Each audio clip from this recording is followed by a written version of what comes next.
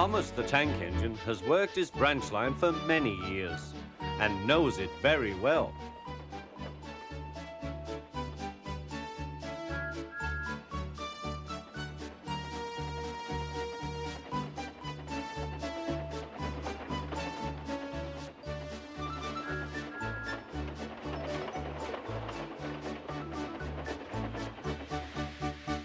You know just where to stop, Thomas, laughed his driver. You could almost manage it without me. Thomas had become conceited. He didn't realize his driver was joking.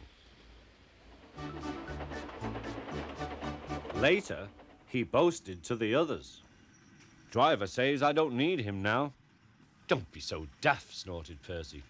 I'd never go without my driver, said Toby earnestly. I'd be frightened. Huh, boasted Thomas. I'm not scared. You'd never dare. I would then. You'll see. The next morning, the firelighter came. Thomas drowsed comfortably as the warmth spread through his boiler. Percy and Toby were still asleep. Thomas suddenly remembered. Silly stick in the muds, he chuckled. I'll show them. Driver said I could manage without him. I'll just go out. Then I'll stop and wheesh. That'll make them jump. Thomas thought he was being clever.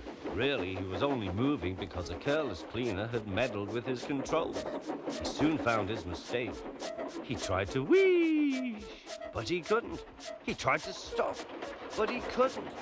He just kept rolling along. He didn't dare look at what was coming next. There was the station master's house. The station master was about to have breakfast. Horrors! Cried Thomas and shut his eyes. The house rocked. Broken glass tinkled. Plaster was everywhere. Thomas had collected a bush on his travels. He peered into the room through its leaves. He couldn't speak. The station master was furious. His wife picked up her plate. You miserable engine, she scolded. Just look what you've done to our breakfast. Now I shall have to cook some more. She banged the door.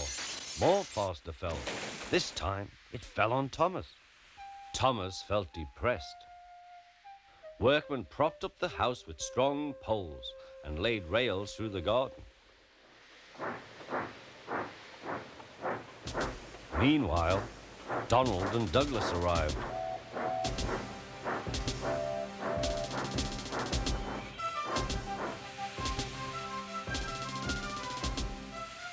Don't fash yourself, Thomas. We'll soon have you back on the rails, they laughed.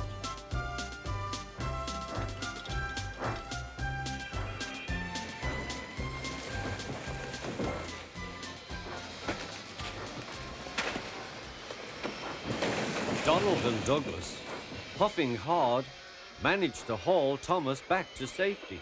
Bits of fencing, the bush, and a broken window frame festooned his front, which was badly twisted.